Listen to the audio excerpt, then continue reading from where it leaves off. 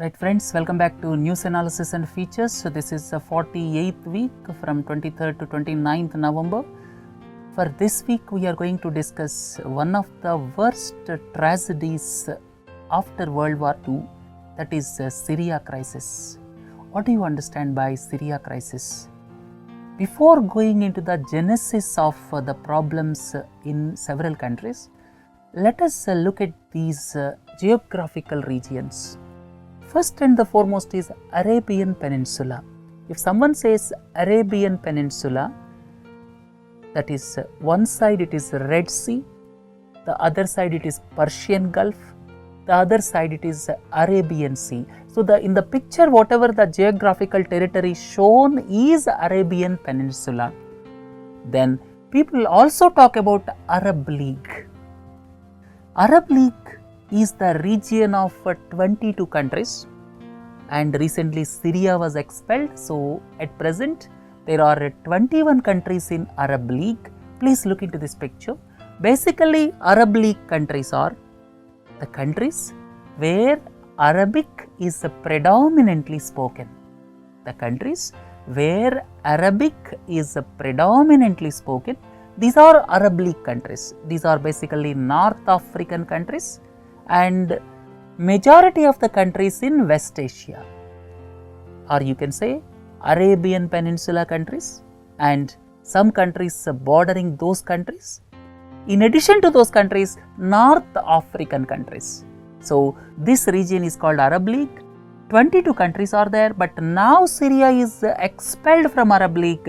So there are at present 21 countries in Arab League. So please don't forget, these Arab League countries are basically Arabic speaking countries. Let us come back to our discussion part for this week news analysis. What is Syria crisis?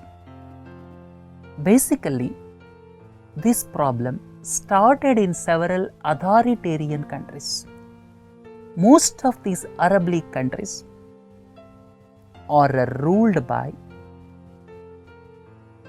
monarchies, or you can say most of these countries have no democracy, ruled by monarchies who are exercising unlimited authoritarian power, and because of which citizens have got no voice, and this has started exploding from the year 2010,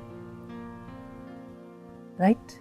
So in fact, in the month of December 2010, a person was self-immolated, that means burnt himself. This occurred in Tunisia. Tunisia, please don't forget, this is part of Arab League and it is North African country. Please look into this picture. This is Tunisia.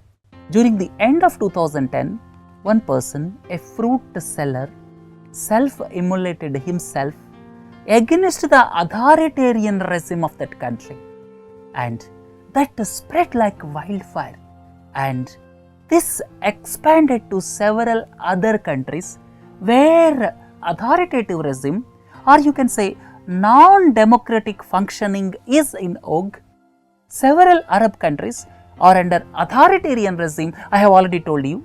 So this revolution, or you can say the popular civil unrest which started in Tunisia, subsequently spread to several other countries. It led to the change of government in Tunisia, and similarly in Egypt, it led to the change of government. Then Libya, then followed by Yemen, then Bahrain. Like that it spread to several countries including Syria, and this is popularly known as Arab Spring. If someone asks you what is Arab Spring, Arab Spring is the demonstrations or civil unrest which sparked off from the year 2010 in most of the countries where authoritarian regimes are there. They are non-democratic countries, and most of these countries are situated in the group of Arab League countries, right? Several countries where this popular unrest took place against the authoritarian regime, or in Arab League region, and now Syria is into turmoil. And what happened in Syria, let us discuss in detail. And before going into the Syria crisis, I would like to explain you what are the main causes of Arab Spring. Arab Spring means civil unrest, civil demonstrations, people coming onto the streets against the authoritarian regime, that is Arab Spring. And it started in the year 2010. By the end of 2010 it started. It spread to several countries in the year 2011. The main reason, as I have already told you, is authoritarian regime, and ancillary reasons are also there. One is demographic sectarian tendencies. In these countries, several countries are inhabited by Sunni Muslims, and some countries are inhabited by Shia Muslims. At the same time, some of the regions have predominant Kurdish population. So like that, there are various sectarian groups. One reason for exploding this type of tendencies is the sectarian tendencies. That means the world, in fact, is divided now on Sunni Shia sects. That is one of the prominent reasons.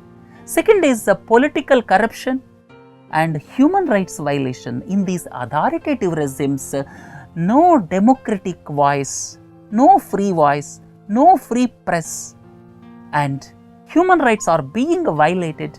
And please don't forget, unemployment is another reason. And at the same time, powerful social media, which has taken its roots from somewhere around 2010-2011.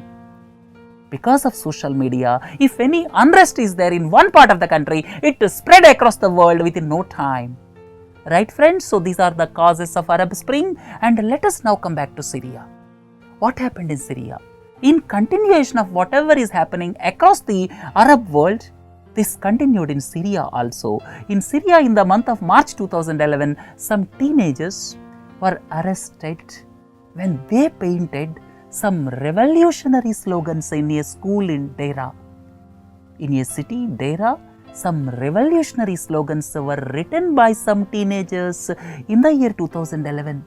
Subsequently, these teenagers were arrested, and against this arrest, several protesters took to the streets in a big way.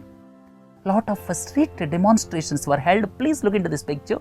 Several street demonstrations were held, but unfortunately, instead of discussing with the people, the state government headed by Bashar al-Assad opened fire, killing several people.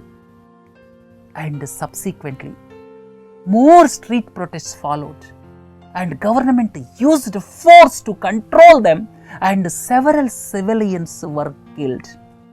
And please don't forget, the president belongs to Shia Alawite sect. President Bashar al-Assad belongs to Shia Alawite sect. But several parts of Syria are predominantly inhabited by Sunni population. This is another reason why this agitation took sectarian lines, and rebel brigades were formed. That means against the government oppression, in several cities and towns, several brigades were formed. That means self-proclaimed brigades, and they acquired arms and ammunition through free border available with Turkey. Turkey kept its borders open, and it became transit route for proliferation of arms and weapons into the country. So several sectarian groups were formed, taking the situation that government is resorting to oppression. Right? In due course of time, it turned out to be sectarian violence between Sunni groups and Shia Alawite groups. And unfortunately, in due course of time, in the year 2011 and 2012, both the government and the rebel groups alleged to have committed several war crimes, which include torture, murder, rape, and mysterious disappearance of persons. And at the same time, there were news reports that chemical weapons were also used, and several civilians were lost their lives in 2011 and 2012. And seeing this political vacuum, that means political vacuum was created as government troops and sectarian groups are fighting each other, and seeing this as the right opportunity, ISIS spread its tentacles in some parts of Syria. So, this is where Syria stands today. One side government, the other side rebel forces, third group is ISIS. And under these circumstances, the city witnessed massive damage. Please look into these pictures. Several buildings were collapsed and lot of missiles were thrown at civilian areas. And as on date, almost 2.5 lakh civilians were killed. And the organizations in Syria, in addition to government, if you look at various groups, one is Al-Nusra Front. It is the offshoot of Al-Qaeda. Second is the Free Syrian Army. Some army officers resigned from government and started Free Syrian Army. Probably it is the group representing Sunni Muslims, as the government is led by Shia Alawite sect. Then some intellectuals started one more organization. Please look into this. This is a national coalition, and in fact they started government outside Syria, but it has not got much support within the country because they are intellectuals, started this organization outside Syria. And one more organization is Islamic State. As I have already told you, looking at the vacuum, Islamic State established its presence. You may ask, what is Islamic State? It is the offshoot of Al-Qaeda in Iraq. In Iraq, in the year 2003, Western forces attacked Iraq. At the time, this Islamic State, in those days it was called Islamic State of Iraq, participated in the insurgency operations in Iraq, and subsequently, looking at the vacuum, it established its presence not only in Iraq but also in Syria. In those days, it was called Islamic State of Iraq. It is offshoot of Al-Qaeda. Subsequently, its name got changed to Islamic State of Iraq and Syria. And some people call it Islamic State of Iraq and Levant. You may ask, what is Levant? Levant is the region towards the Eastern Mediterranean Sea, which involve countries like Syria, Lebanon. So that is the geographical name. Levant involves some countries. That means geographically, the region involving some countries is called Levant region. That is Eastern Mediterranean, which include countries like Lebanon, Syria. That's why it is called Islamic State of Iraq and Levant. And sometimes they call it Islamic State of Iraq and Syria. Sometimes they call it Daesh. And nowadays they are calling it Islamic State only. They don't want to restrict it to only 2 countries. They want to expand their presence. The self-proclaimed caliphate with headquarters at Raqqa in Syria, they claim that it is representing entire Muslim fraternity. Right? So these are the splinter groups which resulted because of the state policy after the street fights. Right? Now see the scenario in Syria. As on date, 22 million was the population in 2011 before the uprising started. Syrian population in the year 2011, 22 million. Now it is 18 million. 4 million people went outside Syria as refugees, and most of them are staying in Turkey, Lebanon and Jordan. So 4 million refugees outside Syria, most of them are in Turkey, Lebanon and Jordan, and 7 million people are internally displaced persons. they are staying within the country by leaving their homes. That means out of 22 million population, 11 million population are in trouble by leaving their houses. 4 million people went abroad as refugees. They are staying in shelters, and several people lost their lives while trying to cross the Mediterranean Sea with a hope of better life towards Europe. So far, 250,000 people lost their lives during the past 4 years, and thousands of people were killed when these people were trying to cross Mediterranean Sea towards Europe for better life. So this is the crisis. Probably this is one of the biggest tragedies after World War II. What was done by the world community during the past 4 years? Not much. US and its allies are supporting rebel groups, and the Syrian government, with the assistance of Shia dominated countries, is fighting with these rebel groups. Not only with rebel groups, they are fighting with ISIS. Total anarchy in the country. And United Nations came up with the Geneva Communique, which was devised in the year 2012, but unfortunately it could not be implemented, and Turkey kept its borders open, which facilitated the flow of arms to ISIS and other rebel groups. And there are allegations that the Turkish people are resorting to illegal oil trade with ISIS.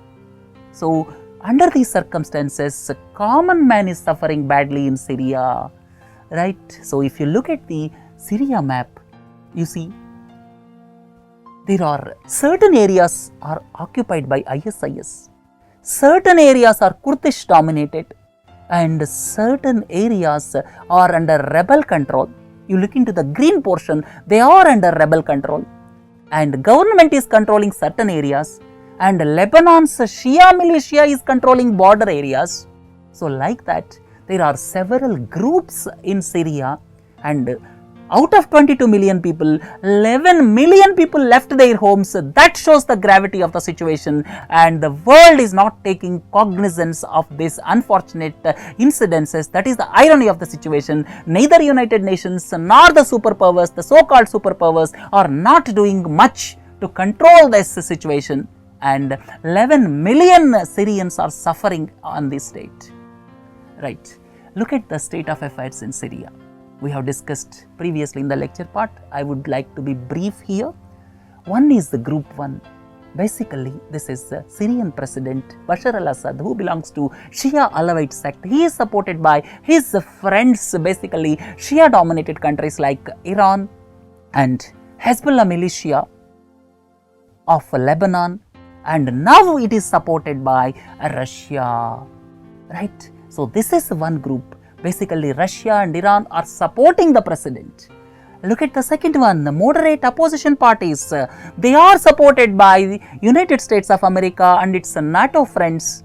Please don't forget, 28 countries are in the NATO group. NATO is a military alliance. Turkey is one among them. Now, France, United Kingdom, they also joined United States of America. But it is not clear with whom they are fighting, because there are 3 groups. Whether they are fighting Bashar al-Assad or they are fighting ISIS is not clear, and this group is supported by Sunni dominated countries like Saudi Arabia. As I have already told you, these street protests took the form of sectarian overtones, and ISIS controlled areas I have already shown previously. So Raqqa is their de facto headquarters, right? So under these circumstances, what is to be done? And this needs urgent action from the world community.